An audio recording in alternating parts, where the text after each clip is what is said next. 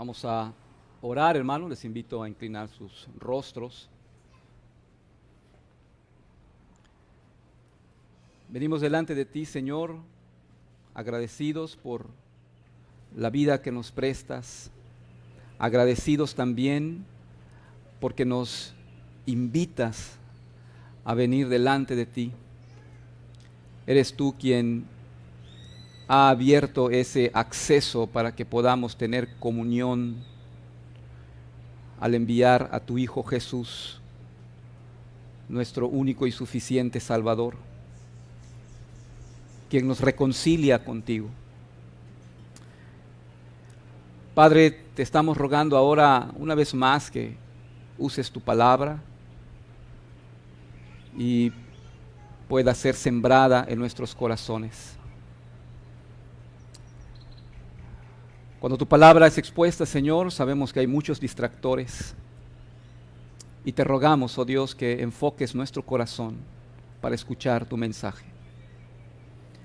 Ayúdanos a cada uno de los que estamos aquí presentes, niños, jóvenes, adultos. Señor, tú eres el único que puede poner en nuestros corazones este anhelo de oír tu palabra. Rogamos por los padres que educan y que tienen la responsabilidad también de enseñar a sus hijos a oír, enseñar a sus hijos a adorar. Ayúdanos, Señor. Ayúdanos. Clamamos, Padre mío, por tu guía, por tu dirección. Tu palabra no va a regresar a ti vacía. Eso es lo que dice tu santa palabra. Y en eso confiamos. Eso es lo que creemos. Y eso es lo que te rogamos en esta mañana. En el nombre de Jesús. Amén. Una de las grandes mentiras que Satanás pues, ha urdido es hacer creer a la humanidad que puedes vivir tu vida como la quieras vivir, sin que haya consecuencias luego, que tú puedes ser independiente de Dios, desligarte de Dios y de su mandato, de su palabra santa, de su ley santa, y puedes vivir como se te antoje. Puedes crear tus propias leyes que van a funcionar en tu reino minúsculo, pequeño, de una sola persona, como dice Paul Tripp, y que tú puedes vivir como se te antoja. Esa fue la mentira del Edén.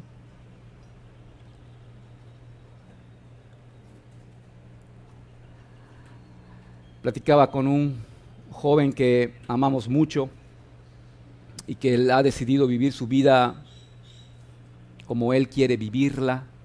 Y cuando hablábamos de estos términos, de las consecuencias de vivir una vida lejos de Dios, él dice, no hay consecuencias, no existe tal. Es una enseñanza que han infiltrado con la cual han hecho daño a la humanidad. El tal juicio de Dios al final de los tiempos no va a haber. Al final Dios va a salvar a todos. Esa es una terrible mentira que la humanidad está abrazando. Vamos a ver un pasaje, hermanos. Un pasaje muy criticado, un pasaje que han querido desprestigiar. Es el relato del diluvio. Y el diluvio es un juicio que Dios envió a la humanidad de esos tiempos, conocidos como la humanidad antediluviana. Y Dios había advertido. Dios había llamado por muchos años al arrepentimiento. Y dice la Biblia, como veíamos en el pasaje de capítulo 6, que la maldad del hombre era mucha. Las intenciones de su corazón eran continuamente hacia el mal. Dios levantó a siervos para que predicaran. Uno de ellos, Noé, que predicó mucho tiempo. Y la humanidad no se arrepintió y Dios envió lo que había dicho. El diluvio es un juicio que Dios envió y es un tipo del juicio final que está anunciado en la palabra de Dios. Dice la Biblia claramente que está establecido para todos los hombres que mueran una sola vez y después de esto el juicio. Y a lo largo de la Biblia podemos ver estos juicios que están de alguna manera ilustrando el juicio final. Los tiempos en el desierto, esos 70 años de exilio que el pueblo de Israel vivió en la Babilonia antigua. Lo que ocurrió en la cruz del Calvario también, cuando Cristo allá recibe el juicio de Dios en lugar de nosotros los pecadores, para que todo aquel que en Él cree no tenga que recibir ese juicio de Dios, porque hay uno que lo ha recibido en nuestro lugar. El pasaje es muy largo, lo vamos a dividir y vamos a irlo leyendo conforme lo vamos a ir exponiendo. Está del capítulo 6, del versículo 9 hasta el capítulo 9, versículo 17. Es el relato del diluvio. Es un drama aterrador. Pero no debemos perder de vista dónde está el enfoque de este relato del diluvio. El enfoque está en la salvación que Dios le otorgó por su gracia a su pueblo representado en Noé y su familia. Noé creyó y así como a Abraham le fue contado por justicia. Hay un señalamiento que vamos a ver allí. Noé hizo todo lo que Dios le mandó. Es una frase que se repite en este relato. Y con esto vemos que los que experimentan la salvación del Señor son los que creen en su palabra. Creen que lo que Dios ha hablado es verdad y se cumplirá. La persona que Dios salva es la que cree en su palabra. Quisiera que miremos en este relato al menos 3 lecciones del diluvio, que sí es el juicio de Dios, pero es también la manifestación de su gracia. Vamos a abrir nuestras Biblias. Como les dije, de manera diferente, vamos a hacer hoy, vamos a ir leyendo conforme vamos avanzando. Y hoy solo vamos a ver del capítulo 6, del versículo 9 hasta el capítulo 7. Génesis capítulo 6.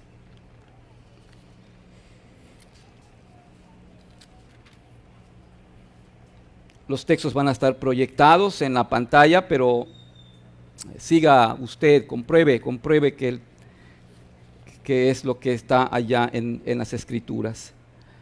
La primera lección, hermanos, que quisiera destacar, señalar, es que nada pasa desapercibido ante la mirada de Dios. Y aquí hay 2 cosas que relata esta sección del versículo 9 hasta el 10, hasta el 12. Aquí hay 2 cosas importantes que no pasa desapercibido ante la mirada de Dios. La primera es la fe de los justos. Dios mira todo, nada le es ajeno. Su mirada es constante sobre la faz de la tierra. Nada pasa desapercibido ante su mirada. En este capítulo 6, en los versículos 5 al 8, se señaló que el Señor vio que la maldad del hombre era muchísima. Sus pensamientos eran de continuo al mal, de manera que se arrepintió de haber hecho al ser humano y dijo que lo borraría de la tierra. Sin embargo, destaca que Noé halló gracia ante Dios y él no sería borrado de la tierra. Y en los siguientes versos continúa refiriéndose a Noé diciendo: estas son las generaciones de Noé. Noé, varón justo, era perfecto en sus generaciones. Y otra vez, con Dios caminó Noé. Y engendró Noé 3 hijos, a Sem, a Cam y a Jafet. A Noé se le describe en términos de un hombre justo, en términos de un hombre íntegro en su generación. Un hombre que caminó con Dios. También quiere Moisés, el que relata el diluvio, quiere que sus lectores sepan que él fue padre de familia. de 3 hijos: Sem, Cam y Jafet. El hecho de que sea mencionado como un hombre justo no es porque fuera un hombre sin pecado, sino el señalamiento de que es un hombre justo se refiere a que creyó en Dios. Así como Abraham, que vivió después de él, de quien se dice creyó al Señor y le fue contado por justicia. De la misma manera, Noé, un hombre que creyó. En Hebreos 11, versículo 7, cuando se habla de él, mire cómo dice: por la fe, Noé, cuando fue advertido por Dios acerca de cosas que aún no se veían, con temor preparó el arca en que su casa se salvase. Y por esa fe condenó al mundo y fue hecho heredero de la justicia que viene por la fe. Esa declaración, Noé era un hombre justo, es la primera mención de justicia en la Biblia y establece el estándar que la justicia viene por la fe. La doctrina bíblica de la justicia imputada comenzó antes del diluvio. Se destaca también el hecho de que Noé fue perfecto en sus generaciones, entiéndase, íntegro, sin mancha, con salud espiritual. De nueva cuenta, no significa que él estaba libre de pecado, sino lo que está describiendo aquí es su conducta de respuesta ante vivir de acuerdo con la voluntad de Dios. Aun cuando podemos ver que la cultura de su tiempo estaba corrompida, Noé no siguió de acuerdo con esa cultura. Noé vivió contra cultura. Hizo como Enoc, aquel otro personaje que vimos anteriormente, caminó con Dios. Noé experimentó esa intimidad y obediencia que tuvieron Adán y Eva antes de la caída, cuando Dios caminó con ellos en el Edén. Y esto fue porque Noé había hallado gracia ante los ojos de Jehová. Hemos de suponer que Noé no fue un hombre que gozó de popularidad de su tiempo. No vivió en sintonía con la cultura de sus contemporáneos, pero sí vivió en sintonía con Dios, porque Noé caminó con Dios. También el relato menciona que Noé era padre de familia, tuvo 3 hijos. Noé era cabeza de hogar. Y eso vamos a ver algo un poquito más adelante. Nada pasa desapercibido ante la vista de Dios. Dios ve la fe de los justos. Dios conoce quiénes de los que profesan fe en el Señor realmente es una fe genuina. Pero también la corrupción de los impíos no pasa desapercibida delante de Dios. Versículo 11, se corrompió la tierra delante de Dios y estaba la tierra llena de violencia. Y miró Dios la tierra y he aquí que estaba corrompida, porque toda carne había corrompido su camino sobre la tierra.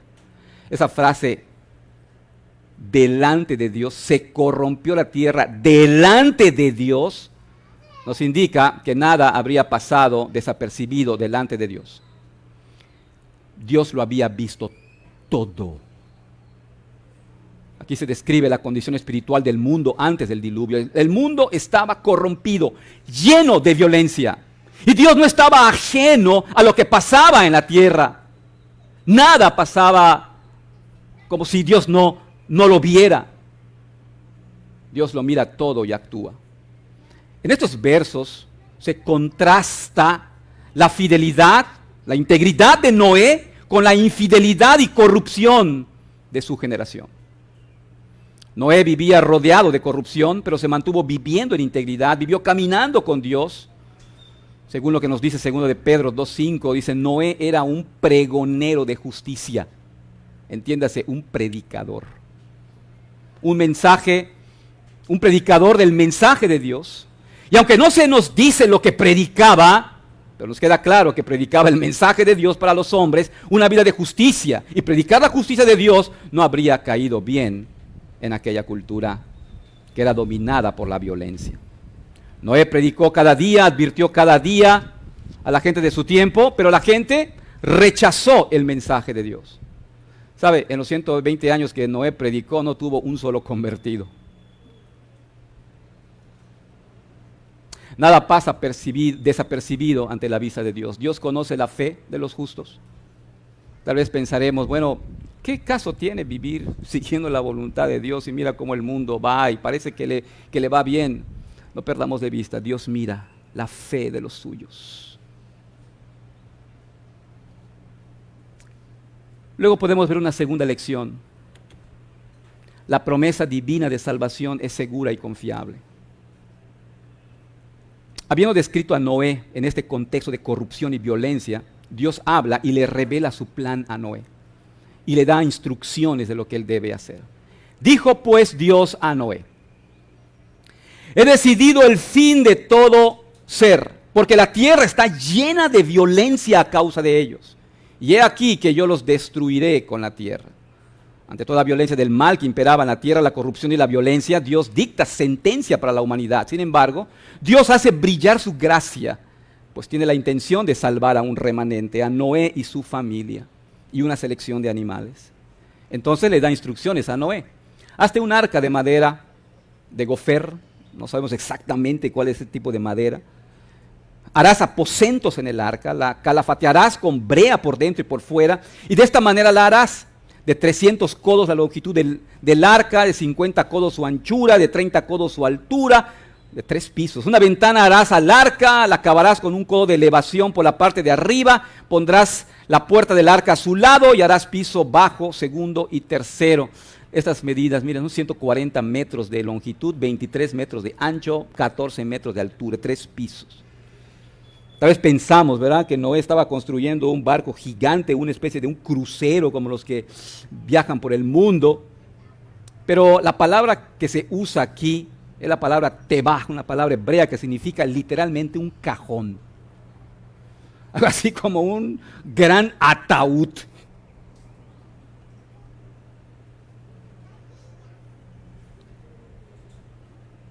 Pero ¿qué clase de embarcación sería esta?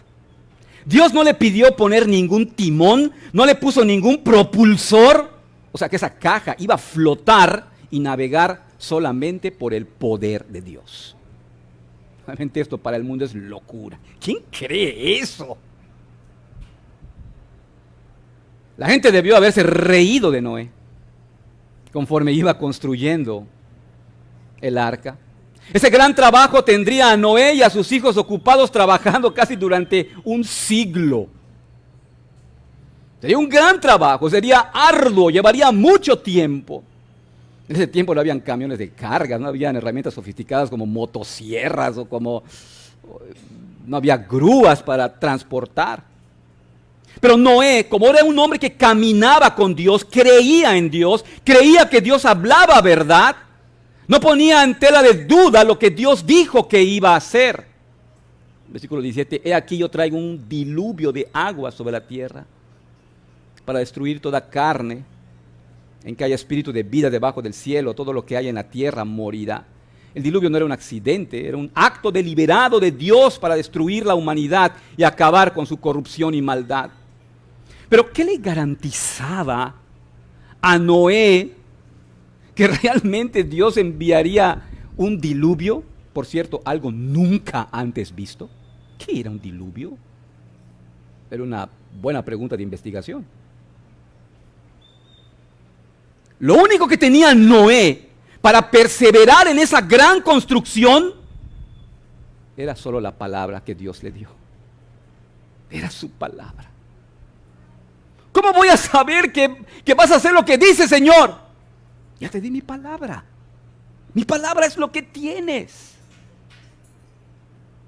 Mi promesa es todo lo que tienes. El pacto de Dios con Noé, como podemos leer en los siguientes versículos: estableceré mi pacto contigo. Entrarás en el arca tú, tus hijos, tu mujer y las mujeres de tus hijos contigo. 8 en total. Y de todo lo que vive, de toda carne, 2 de cada especie meterás en el arca para que tengan vida contigo. Macho y hembra serán. De las aves, según su especie. Y de las bestias, según su especie. De todo reptil de la tierra, según su especie. 2 de cada especie entrarán contigo, para que tengan vida. Toma contigo de todo alimento que se come y almacénalo, y servirá de sustento para ti y para ellos. Pero ¿cómo voy a saber que vas a hacer lo que dice, Señor? Te estoy dando mi palabra y estoy haciendo un pacto contigo.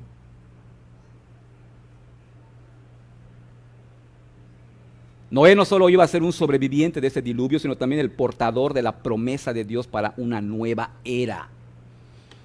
Pero ¿cómo se haría esto? ¿Cómo haría para que todos esos animales entraran al arca? ¿Cómo harían para traer a esas aves, a esas bestias, a esos reptiles? ¿Cómo vamos a hacerle? Noé solo tenía la promesa de la palabra de Dios. La promesa de la palabra de Dios es el sustento de su pueblo. La promesa de Dios fue lo que sostuvo a Noé durante un siglo de trabajo. Todas las promesas de la palabra de Dios para el pueblo de Dios son seguras en Cristo. En 2 Corintios 1:20 leemos: todas las promesas de Dios son en Él, en Cristo, el sí y el amén. Toda promesa es segura al estar unido a Cristo. Y ya que su promesa es segura, nuestra respuesta a sus mandatos, ¿cuáles deben ser? La obediencia, lealtad a Él, la fe puesta en Él. Note, Dios le dio a Noé dos cosas aquí: un diseño detallado para construir el arca y su promesa de salvación. Construye esta arca que va a salvar, y yo estoy prometiéndote que te voy a salvar. Estableceré mi pacto contigo. Dios salvaría a Noé y su familia. Y por este pacto de gracia del que habló en el Génesis capítulo 3, de esta manera Noé se convertiría en el nuevo Adán para el mundo. La respuesta al mandato de Dios para el creyente es la obediencia, es aferrarse a la palabra de Dios y obedecerla. Aunque tengamos 1000 preguntas, aunque hayan cosas que no nos queden claras, obedecer es la respuesta del creyente. Pensarán que algunos de nosotros no tenemos preguntas, y sí las hay, pero el mandato es el mismo: obedecer al Señor. Obedecer es la respuesta del creyente. Esto es lo que hizo Noé. Lo hizo así, Noé. Hizo conforme a todo lo que Dios le mandó. Ese señalamiento de la obediencia de Noé en el capítulo 7 ocurre 3 veces. En el versículo 5, en el versículo 9, en el versículo 16. Creo que no era nada sencillo procesar lo que Dios le pidió a Noé. Debió haber batallas en su corazón, debió haber luchas, debió enfrentar temores. Imaginen llegar a la casa y contarle a su esposa y a sus hijos: familia, ustedes ven la corrupción de la humanidad de nuestros días, todo está lleno de violencia, de inmoralidad, y hay una tremenda falta de temor a Dios. Por tanto, Dios va a enviar un juicio sobre el mundo entero. Va a enviar un diluvio que acabará con toda la humanidad, incluso con todos los animales de la tierra. Dios me ha pedido, querida familia, que construya un arca de 140 metros de largo por 23 de ancho y 14 de altura, para que nos salvemos nosotros y cierta cantidad de animales de cada especie. ¿Pueden imaginar el rostro de la esposa y de los hijos? ¿Pueden imaginar las preguntas que habrán surgido? Papá, ¿pero qué es un diluvio? Papá, ¿qué es un arca? ¿Cómo la vas a construir? ¿Dónde vas a conseguir tanta madera? ¿Cómo vas a hacer para traer y meter a esos animales? ¿Pueden imaginar las batallas de sus corazones? Pero en medio de posibles preguntas, dudas y temores, leemos: y lo hizo así Noé. Hizo conforme a todo lo que Dios le mandó. Creyó y obedeció. Y eso es vivir por la fe. Aquí estaba un hombre que sabía quién era Dios, creía en Él y caminaba con Él. Construir el arca requirió una cuidadosa planificación, pero Noé hizo esto, hizo todo lo que Dios le mandó. Vamos a imaginar la burla de la gente, chistes de mal gusto, ridiculizaciones, comentarios irónicos. Sin embargo, Noé se mantuvo obediente, haciendo lo que Dios le había pedido. Y mientras iba construyendo, pasaban los años, pasaron 20, pasaron 40, pasaron 50, pasaron 70, pasaron 100, hasta que llegó el tiempo del diluvio. y él se mantuvo perseverando en construir. ¿Qué tenía Noé? La palabra de Dios. Cuando llegó el tiempo indicado, Noé trajo provisiones, recibió a los animales como Dios había mandado. Noé creyó la palabra de Dios. Esto nos hace entender, hermanos, lo que significó que Noé caminó con Dios. No quiere decir que salía a dar paseos. Caminó con Dios significa vivió en obediencia a sus mandatos. Esta es la persona que Dios salva, la que cree en la promesa de Dios para él y se le cuenta por justicia. Una tercera lección que encontramos acá es que el arca de salvación es el único lugar seguro para no enfrentar el juicio de Dios. Este es un mensaje de esperanza. Ante la advertencia del juicio, Dios es quien provee el arca para salvarse. Después de haber trabajado en la construcción del arca por 120 años, Dios ahora le dice que era momento de entrar al arca. Entra. Tú, toda tu casa en el arca, porque a ti he visto justo delante de mí en esta generación. De nueva cuenta el contraste que se hace de la vida espiritual de Noé con la de la humanidad de ese tiempo. Y esta es la distinción que debe hacerse, hermanos, entre el pueblo de Dios y el mundo. Eso es lo que debe distinguir a los que confiesan ser miembros del pueblo del Señor. A ti he visto justo delante de mí en esta generación. Se puede ver que caminamos en la justicia de Dios, se puede ver que caminamos en las sendas del Señor en este mundo que se cae a pedazos. Se puede ver en tu manera de hablar, en tu manera de vivir, en tu manera de pensar, en tu manera de razonar, en tu manera de educar. Se puede ver que caminamos con Dios en este mundo que se cae a pedazos. En los versos 2 al 3, ya del 7 dice: de todo animal limpio tomarás 7 parejas, macho y su hembra, más de los animales que no son limpios, una pareja, el macho y su hembra. También de las aves de los cielos, 7 parejas, macho y hembra, para conservar viva la especie sobre la faz de la tierra. Dios hace una distinción entre los animales que son limpios y los que no son limpios. Solo Él tiene el derecho de hacer esto. El animal limpio es el que se podía comer y es el que se podía ofrecer en sacrificios, lo cual se iba a hacer una vez terminando el diluvio. Dios le pide a Noé tomar 7 parejas de esos animales. Era también lo que les iba a servir de provisión. Dios ya hizo todos los cálculos, con esto les va a alcanzar, no les va a hacer falta.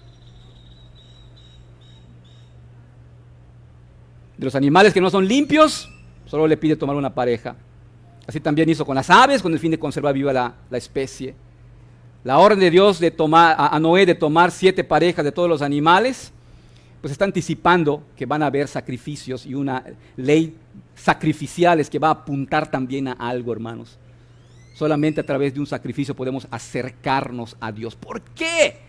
Porque la paga del pecado es muerte y no hay un solo justo. Para poder acercarse a Dios, no podemos acercarnos nada más sin nada, porque somos pecadores, tenemos que cumplir la justicia de Dios. La paga del pecado es muerte.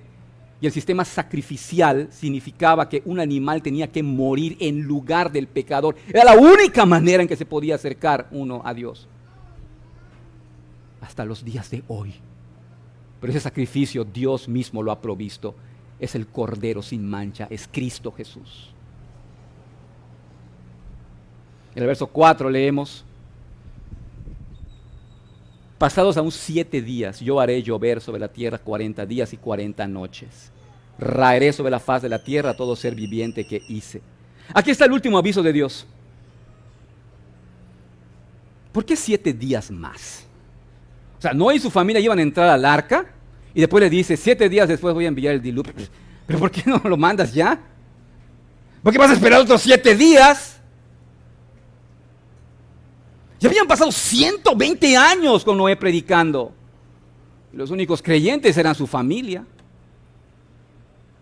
Según un documento judío, el Midrash, se dice que ese periodo de 7 años fue un periodo de luto por la muerte de Matusalén, que murió justo en el año del diluvio. Eso es lo que se piensa. Lo que es claro aquí, con estos 7 días, es la paciencia de Dios. Un pequeño periodo de gracia de 7 días más. después de 120 años, habla de la paciencia de Dios. Confirma que Dios es lento para la ira y grande en misericordia. Hoy en día la humanidad tiene la misma advertencia. La misma advertencia de Dios y el llamado al arrepentimiento de sus pecados. Dios en estos tiempos es lento para la ira y grande en misericordia. Tal vez estés hoy aquí y aún no has entregado tu vida a Cristo. O todavía eres un simpatizante. O tal vez te confiesas creyente, pero sabes que no lo eres. Porque no has entregado tu vida al Señor. Él sigue extendiendo más días de gracia. Aprovecha el tiempo para entregar tu vida al Señor.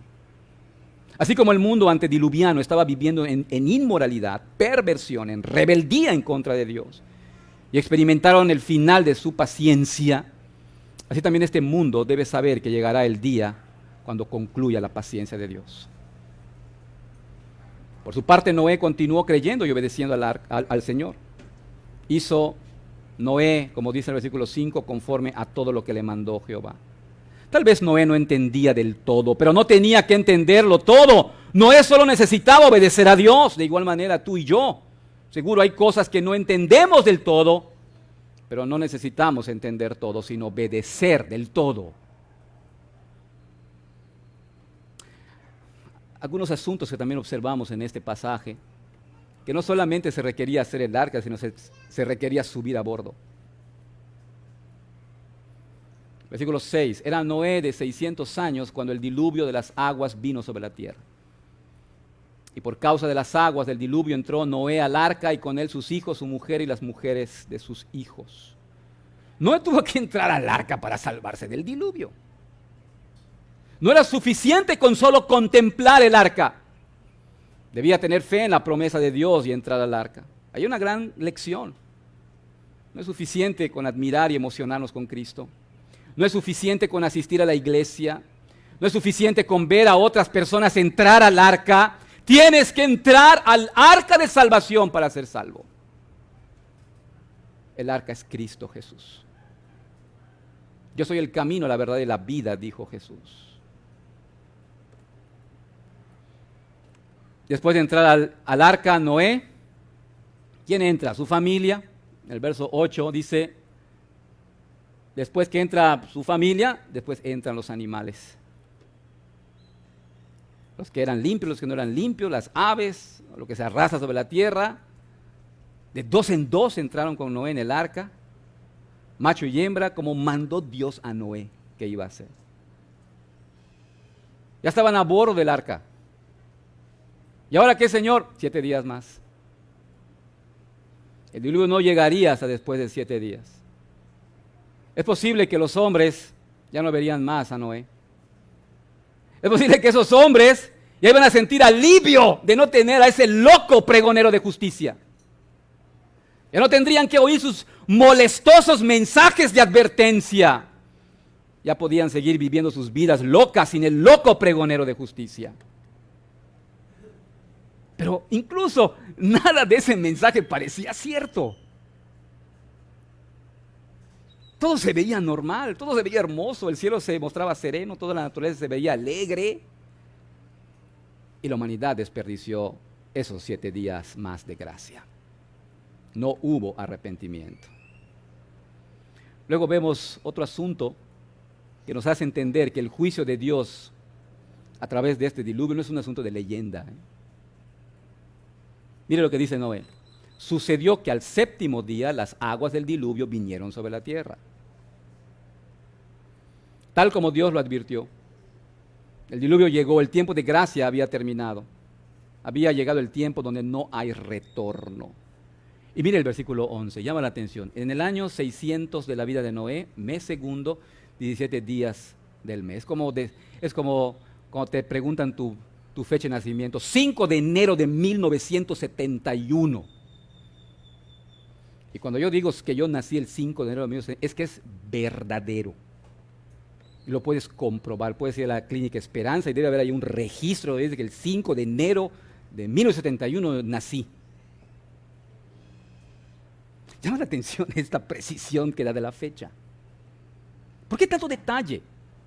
Moisés es preciso con la fecha. Año 600 de la vida de Noé, segundo mes, 17 días del mes. Dar una fecha precisa es un aviso de que esto no es una leyenda, es un hecho real. Esto ocurrió. No es fantasía. En ese día, dice allá el texto, fueron rotas todas las fuentes del grande abismo y las cataratas de los cielos fueron abiertas. El lenguaje es catastrófico. Las aguas de arriba y las aguas de abajo que Dios separó, ¿se acuerdan en Génesis 1? Dice que separó y puso el cielo para separar las aguas de arriba y la gente se pregunta, ¿y dónde cuando Dios hace esa separación? Hay quienes piensan, bueno, lo mandó al fondo del abismo. Y aquí lo que hace es que vuelve a juntar. Dice el texto, y hubo lluvia sobre la tierra 40 días y 40 noches. Todo el planeta fue cubierto. El juicio no es leyenda, es un hecho real. Pero también en este texto podemos ver que la promesa de Dios de guardar a Noé y su familia del diluvio fue cumplida. Dios habla verdad cuando hace pacto con su pueblo. Dios proveyó salvación. Dice allá en ese mismo día, entraron Noé, Sem, Cam y Jafet, hijos de Noé, la mujer de Noé y las 3 mujeres de sus hijos, entraron con él en el arca. Ninguno de su familia se quedó afuera, ¿eh? Luego dice que entraron los animales. Mire todo eso, hermanos.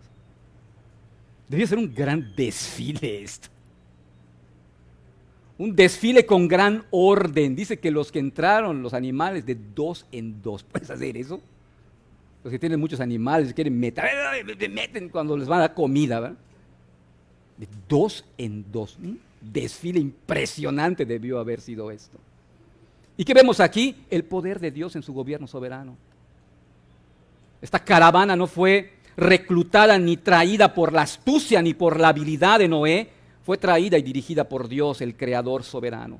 Dios está en control de su creación, está en control del reino animal que Él creó. Versículo 16, también vemos algo interesante. Los que vinieron, macho y hembra, de toda carne vinieron, como le había mandado Dios, y Jehová le cerró la puerta. Como que aquí hay algo que quiere mencionar Moisés, quiere enfatizar algo, porque usa el nombre de Dios aquí. Bueno, ese es el hebreo Elohim, y aquí Jehová es el Dios del pacto. Elohim es cuando se habla del Dios todopoderoso, y cuando se habla de Jehová, es una referencia al Dios del pacto. El Padre amoroso, el Padre autosuficiente. Entonces, como que quiere señalar algo aquí. Dice, cuando los animales vinieron, dice que Elohim los trajo. Y cuando se cerró la puerta, usa el nombre de Jehová, el Dios del pacto. Fue Dios quien los aseguró en el arca y los mantuvo en el arca hasta terminar el diluvio.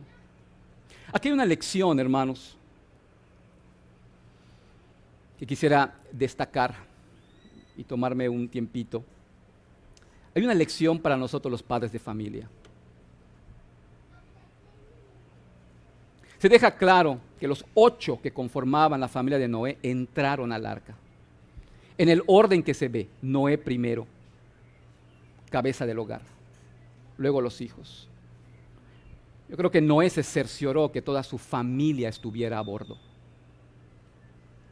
No era cabeza de hogar. Él debía ir adelante en este proyecto de salvación. No se ve que primero haya entrado la esposa y luego los hijos diciéndole, papá, entra, vamos, no te quedes, vente, papá. Noé era el líder espiritual de su hogar. Él tenía que entrar primero. Y aquí hay un principio muy importante. Es triste ver familias donde los varones no parecen importarles la salvación de su familia. No parece importarles los asuntos espirituales. En muchas ocasiones son las mujeres las que tienen la iniciativa de velar por la vida espiritual de los hijos. Son ellas las que tienen que estar recordándoles a sus esposos la necesidad de congregarse. Y querido varón, querido padre de familia, es vergonzoso si esa es la realidad de tu casa. Porque tú tienes que ir al frente. Dios te llamó para ser el líder espiritual, cabeza del hogar. Y eso nos llama a tener una responsabilidad de un liderazgo piadoso, de velar por nuestra familia. Hoy en día el ataque del mundo es terrible, pero lo ha habido. Y muchos de nosotros como padres nos quedamos con los brazos cruzados. Es decisión de ellos. Pero tú como padre de familia tienes que ser un ejemplo en tu casa. Somos llamados a ser ejemplos. Que los primeros que entremos seamos los varones guiando a nuestros hogares, cerciorándonos que nuestros hijos estén oyendo, escuchando, cerciorando que nuestros hijos estén cantando, entendiendo. Qué gran tarea y gran responsabilidad tenemos, queridos hombres, queridos varones. Sé que es más fácil tomar un domingo e irse a la playa, irse a disfrutar, pero un día rendiremos cuentas de esto. Amado hermano, padre de familia, como líder espiritual de tu hogar, debes estar enfocado y trabajando para que tu familia completa esté a bordo del arca de salvación que es Cristo Jesús. Pero tú debes ser el primero en abordar. ¿Estás a bordo? ¿Está a bordo del arca tu familia? ¿Estás enfocado en esta gran tarea espiritual? Sabemos que solo Dios puede obrar en el corazón de nuestros hijos. Solo su Espíritu Santo puede traer convicción de pecado y arrepentimiento. Pero Dios obra a través de padres creyentes, piadosos, creyentes en el Evangelio, para traer esposas, para traer hijos a bordo del arca. Y el juicio de Dios llegó, y los impíos perecieron. Fue el diluvio 40 días sobre la tierra, y las aguas crecieron, y alzaron el arca, y se elevó sobre la tierra. Las torrenciales lluvias comenzaron a caer por 40 días y 40 noches. Los continentes fueron azotados por torrenciales lluvias que inundaron la tierra. Sin embargo, miren lo que dice acá: al crecer las aguas, el arca se alzó. Luego leemos, esta palabra aparece varias veces: subieron las aguas más y crecieron en gran manera sobre la tierra. Y luego dice, ¿qué pasaba con el arca? Flotaba. Es interesante, aquellos que les gusta los lexicones de las palabras originales, la palabra que se usa para flotar aquí, bueno, leemos en la traducción y es flotar, es el hebreo halak, que literalmente significa caminar. La misma palabra que se usó cuando se mencionó que Noé caminó con Dios.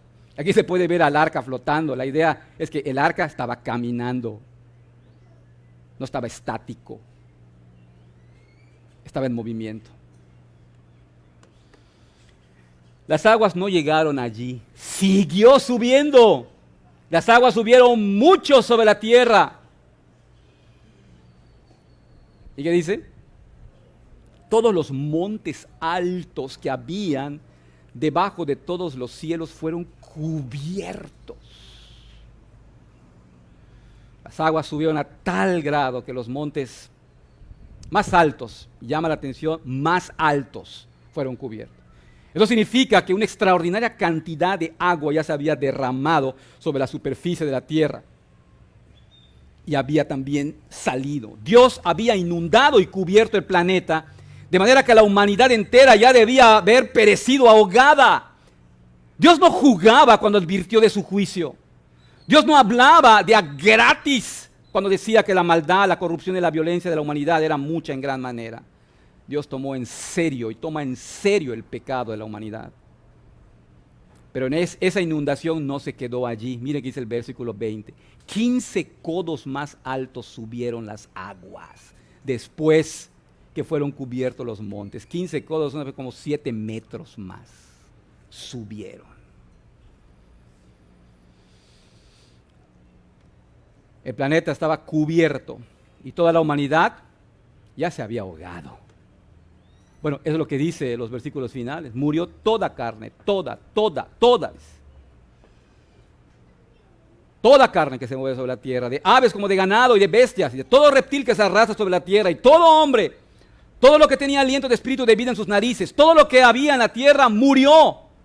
Así fue destruido todo ser que vivía sobre la faz de la tierra, desde el hombre hasta la bestia, los reptiles y las aves de los cielos. Fueron raídos de la tierra y quedó solamente Noé y los que con él estaban en el arca.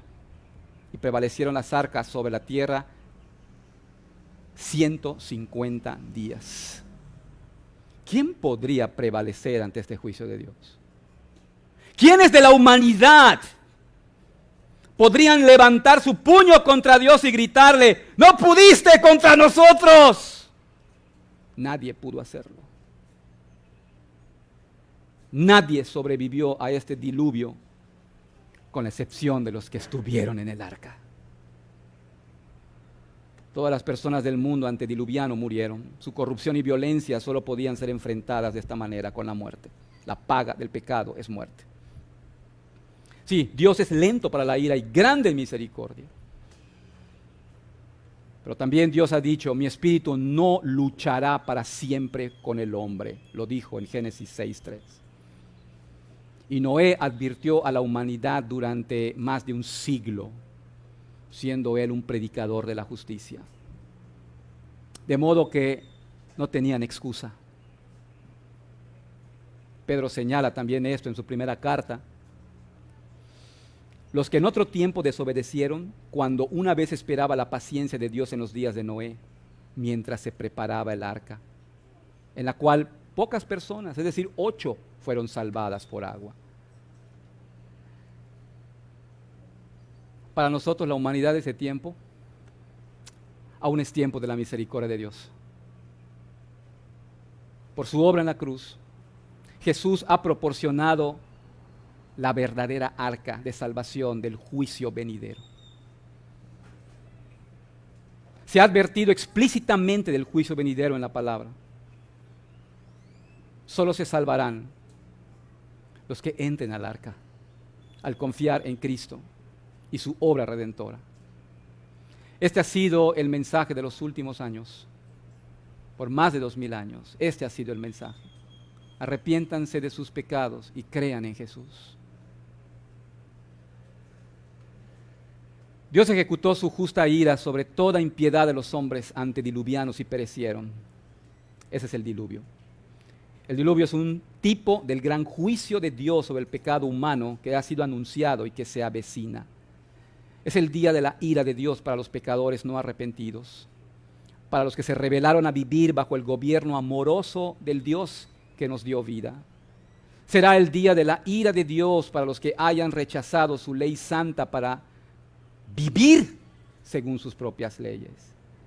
Se acerca el día de su ira terrible. El Salmo 90:11 dice: ¿quién conoce el poder de tu ira y tu indignación según que debes ser temido?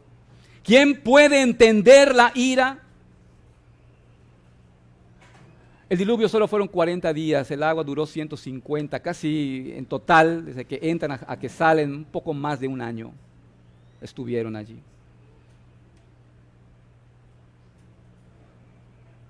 Pero un mayor diluvio está por venir que durará toda la eternidad.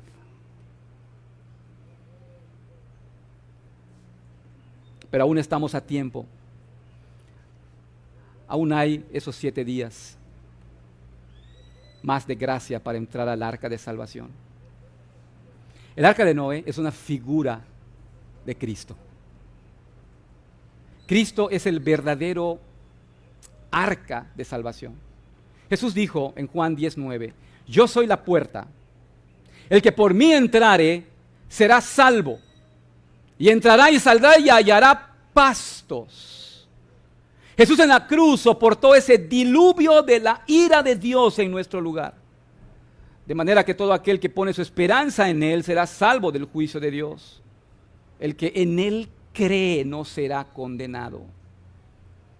Solo hay una manera de entrar a esa arca, y no es por tu bondad, no es por tus buenas obras, es exclusivamente por la fe en Cristo Jesús y su obra en la cruz, con la cual perdonó tus pecados. Y el mensaje sigue siendo el mismo: arrepiéntete de tus pecados, entrega tu vida a Cristo y ruega que te salve antes que terminen los días de su gracia. Busca a Dios ahora que puede ser hallado, ahora que su trono es de gracia y puedes acercarte confiadamente ante el trono de su gracia para hallar el oportuno socorro. Pero ese trono un día se convertirá en un trono de juicio. Búscalo ahora que puede ser hallado. Llámalo en cuanto ahora está cercano. Necesitas estar a bordo del arca para que puedas ser salvo del día de la ira de Dios. Noé le creyó a Dios, al igual que Abraham. Él creyó a Jehová y le fue contado por justicia. Y Dios encontró a Noé justo en su generación.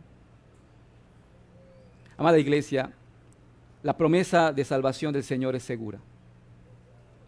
Dios habla en serio cuando dice que hay salvación en Cristo.